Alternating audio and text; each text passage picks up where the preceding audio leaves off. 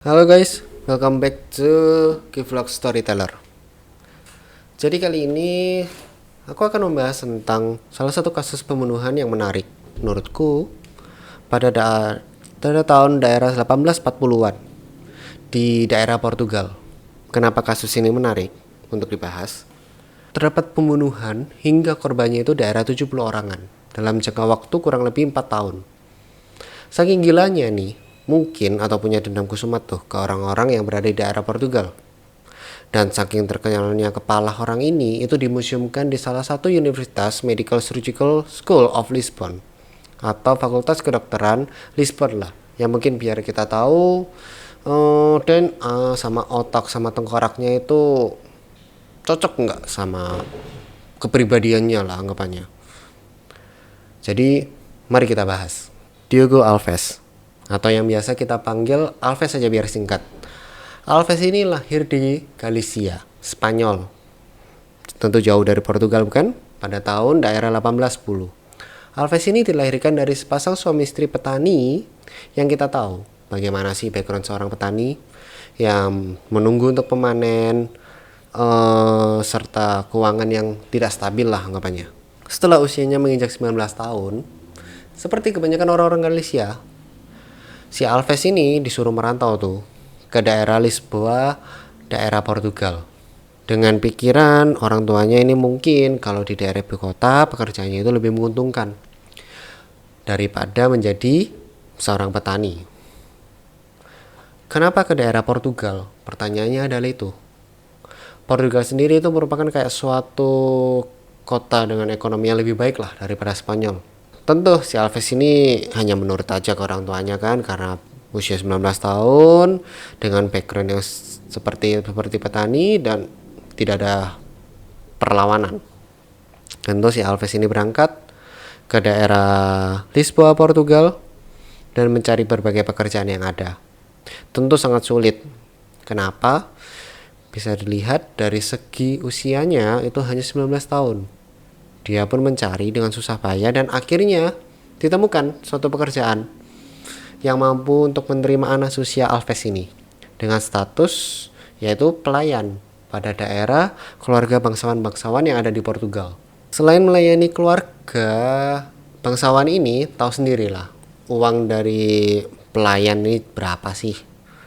Alves itu juga menjadi salah satu konstruksi pintu air yang dinamakan dengan Aguas de Livres atau yang disebut dengan aqueduct, atau Indonesianya ya bendungan lah kalau kita bilang. Jadi siangnya sebagai pelayan, malamnya itu bisa menjadi konstruksi sebagai untuk memenuhi lah anggapannya gajinya yang tidak seberapa. Pada tahun daerah 1822 keadaan Portugal itu sedang tidak baik-baik saja, ya kan? Banyak yang mengira hal ini itu disebabkan oleh salah satu jajahan Portugal atau Brasil itu memerdekakan diri, atau sejarah yang kita sebut adalah revolusi liberal. Tentu dengan kondisi yang seperti ini, seluruh keadaan para bangsawan ataupun seluruh keadaan ekonomi lah dari Portugal itu sendiri itu mengalami masalah-masalah kesulitan. Jajahan hilang, otomatis pendapatan pasti pun juga menurun. Begitu juga dengan keluarga bangsawan yang ditinggali oleh si Alves ini. Si Alves pasti pun juga kena dampaknya. Mungkin pada awal-awal tuh tidak mungkin terasa, tapi setelah sekian lama akhirnya si Alves pun ya kena. Akhirnya dikeluarkan di tempat yang memberikan dia kerjaan yang pasti atau pendapatan yang pastilah. Makan enak dan lain sebagainya. Tidak perlu berpikir. Resolusi liberal pada daerah Portugal itu merupakan kayak suatu kerusuhan lah anggapannya. Ya kita tahu sendiri kalau ada suatu kerusuhan otomatis ekonomi dari setiap negara itu pasti akan turun. Dan ini merupakan awal dari segalanya bagi si Alves. Tentu dengan dipecatnya si Alves ini, pekerjaannya hanya satu, yaitu konstruksi pintu air. Tentu dengan pekerjaan satu itu tidak mungkin untuk bisa menghasilkan banyak uang kan, namanya pekerjaan sampingan. Sudah dibuang dan tidak ada tempat tinggal, ya otomatis namanya manusia itu pasti harus mencari kayak tempat tinggal, ya kan, tempat pelampiasan, ya pokoknya buat kehidupan lah, penginapan. Dan akhirnya Alves itu memilih salah satu bar dengan uangnya yang pas-pasan. Setelah si Alves masuk, dia bertemu dengan salah satu penjaganya, yaitu Maria Pereira Gertrudes, sang penjaga penginapan sekaligus nantinya pun itu akan menjadi kekasih dari seorang si Alves. Tentu dengan pekerjaannya hanya sebagai konstruksi air, si Alves ini merasa tertekan sekali dengan hidupnya. Namanya penginapan pada zaman seperti itu pasti bermain kartu serta meminumkan alkohol. Tentu kalau sudah dua hal ini dijadikan satu, tentu sangat susah untuk dilepaskan dari jerat keduanya. Ya pasti namanya penjudi itu tidak mungkin banyak menangnya, pasti akan banyak kalahnya. Yang menang itu cuma bandar. Si Alves itu berpikir dengan keras, bagaimana caranya untuk mendapatkan uang yang lebih agar bisa dilipat gandakan lagi dengan judi. Namanya seorang sudah kecanduan kan. Tentu di pikiran Alves itu cuma satu yang bisa dilakukan dengan usianya segitu, yaitu tindakan kejahatan. Kenapa tindakan kejahatan yang dipilih? Ingat, pada waktu revolusi liberal, ekonomi sudah hancur. Tentu banyak kejadian-kejadian kejahatan yang mungkin akan terjadi. Dan mungkin si Alves itu terinspirasi dari lingkungan sekitar maupun dari efek dua hal yang tadi. Oke, jadi akhirnya si Alves itu memikirkan kejadian jahat apa, dan akhirnya terlintas di pikirannya si Alves, yaitu sebagai perampok. Terus dia menentukan suatu lokasinya yang kira-kira pas itu di mana yang gak akan mungkin ketahuan oleh polisi ketika dia melakukan perampokan. Dia teringat dengan tempat pekerjaannya, yaitu konstruksi air. Mengapa konstruksi air atau bendungan lah kita bilangnya? Si Alves sudah bekerja di sana, tentu dia tahu seluk-beluk kira-kira lokasi dari saluran airnya itu sendiri. Kira-kira ini nanti dibuang di mana, dirampok pada daerah lokasi mana, itu si Alves pasti lebih tahu sekali. Jadi si Alves ini melancarkan percobaan pertamanya tentu di konstruksi air. Ya kan, ada orang lewat mungkin di daerah sekitaran sana atau rumah dengan daerah-daerah sekitar sana, dia lewat, dia rampok. Ketika dia rampok, otomatis si Alves ini tidak mau meninggalkan saksi mata. Otomatis dia membunuh, ya kan, membunuh yang dirampok itu tadi dengan cara didorong ke air dari bendungan itu tadi yang tingginya hingga mencapai 60 meter, ya kan. Dan otomatis namanya pada waktu ekonomi revolusi liberal itu tadi, tidak ada orang yang tahu siapa yang membunuh ataupun kayak apa ya, mungkin dianggapnya sebagai bunuh diri. Karena kita tahu namanya ekonomi yang lagi turun, semuanya pasti kacau balau lah anggapannya. Dan akhirnya si Alves ini merasa ketagihan dan merasakan ini merupakan mata pencaharian utama lah kita bilangnya. Dan akhirnya sering kali dilakukan oleh si Alves dan tidak ketahuan terus menerus, dan akhirnya dia dijuluki sebagai aqueduct murder atau pembunuhan di daerah bendungan. Awalnya si Alves ini itu bertindak sendiri aja. Namanya bertindak sendiri, tentu dia sedang berusaha payah untuk membunuh satu orang. Si Alves itu berpikir, bagaimana ya kalau aku membentuk suatu geng, biar anggapannya aku tuh udah susah tuh untuk bunuh orang, dan lumayan lah sekali dapat bisa langsung dapat banyak. Dia membentuk suatu geng yang berasal dari bar-bar serta penginapannya yang dipakai judi dan alkohol. Dia membentuk geng dengan nama Entrador. Sudah pasti dong si Alves ini merampok dengan gengnya yang semakin banyak dan semakin luas, otomatis gaya berpakaian Alves pun akan berubah atau berbeda.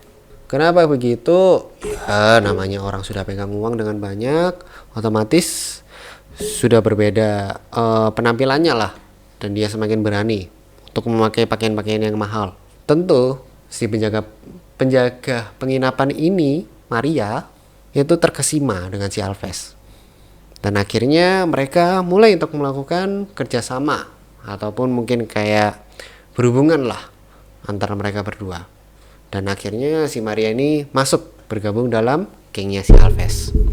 Setelah sekian lama dia untuk melakukan pembunuhan tersebut, otomatis si Alves ini agak geram karena dia merampok sesama orang miskin kan.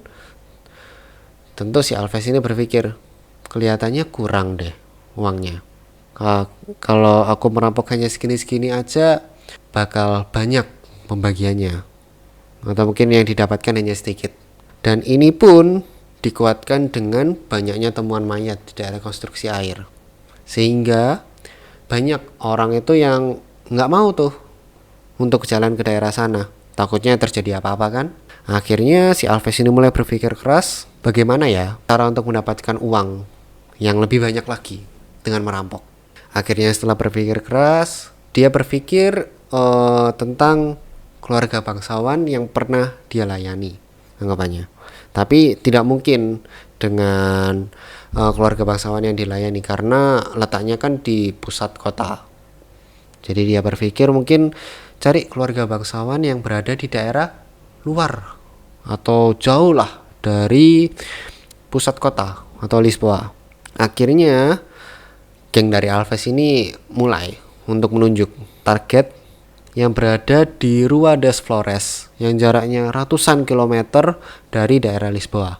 Rumah yang dirampok ini tidak main-main ternyata. Rumahnya ini itu milik Dr. Pedro de Andrade, atau mungkin dokter yang terkemuka pada tahun 1840-an. Karena ini perampokan di rumah dan stylenya berbeda dengan daerah konstruksi air, tentu banyak barang bukti yang mungkin ditinggalkan oleh Alves. Tapi beruntungnya si Alves ini, Dr. Pedro itu tidak ada di tempat.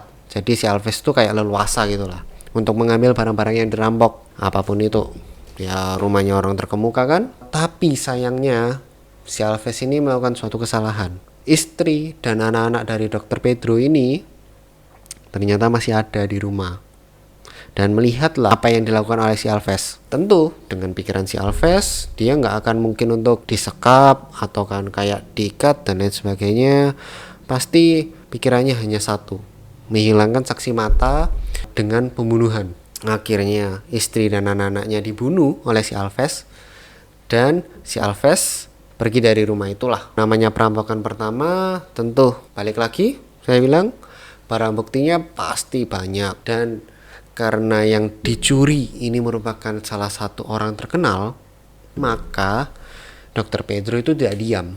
Polisi ini langsung segera menginvestigasi dan mengecek semua yang bisa untuk diperiksa. Banyak barang bukti yang ada dan akhirnya mengarah ke si Alves dan gengnya ini. Akhirnya si Alves ini ditangkap ketika dia mau melakukan operasi perampokan rumah bangsawan yang kedua. Tentu ya si polisi pun langsung sigap lah anggapannya, langsung mengikat dan lain sebagainya si Alves. Pada peraturannya di daerah Portugal atau Lisboa, si Alves ini sudah membunuh, otomatis mata dibalas dengan mata atau mungkin nyawa dibalas dengan nyawa. Si Alves ini dijatuhkan hukuman mati, yaitu dengan cara pada waktu di Portugal pada tahun segitu, yaitu digantung dan dipertontonkan pada daerah warga sekitar pada tanggal 19 Februari 1841. Si Alves ini mulai melakukan pembunuhan sadis itu diperkirakan pada tahun 1836 hingga 1840. Meskipun cuma 4 tahun, ya kan, korbannya itu diprediksi mencapai 70 jiwa. Lah terus pertanyaannya, kenapa si Alves tuh kok bisa diawetkan di Fakultas Kedokteran Lisboa? Zaman dulu itu berkembang namanya suatu ilmu yang dinamakan dengan frenologi. Intinya ya dari frenologi ini itu ngelihat kepribadian orang itu dari kepalanya orang. Jadi kayak kepala orang, otaknya orang, dan tengkoraknya orang lah anggapannya. Tentu dan sangat pasti ya kan, pembunuhan sadis seperti ini ya kan sangat disayangkan untuk dilewatkan lah anggapannya. Akhirnya dipotong kepalanya dan diberikan kepada daerah Universitas Kedokterannya Lisboa. Jadi begitulah pembunuhan dari Diogo Alves, atau yang bisa disebut dengan aqueduct murder, atau si pembunuh dan perampok orang dari konstruksi air. Kenapa konstruksi air yang dipilih? Ya karena memang paling banyak korbannya ada di situ. Mungkin agak disayangkan Jika si Alves ini mulai ya curinya itu bukan dari langsung keluarga bangsawan, dari keluarga yang kecil-kecil dulu tapi kayak menengah gitu, jejaknya tidak mungkin untuk ketahuan oleh polisi. Jika kalian menemukan kasus-kasus yang menarik yang bisa untuk kita ceritakan atau kita bahas bersama, bisa tinggalkan komentar di bawah. Stay tune karena banyak sekali kasus-kasus yang di luar nalar yang bisa kita bahas. Goodbye.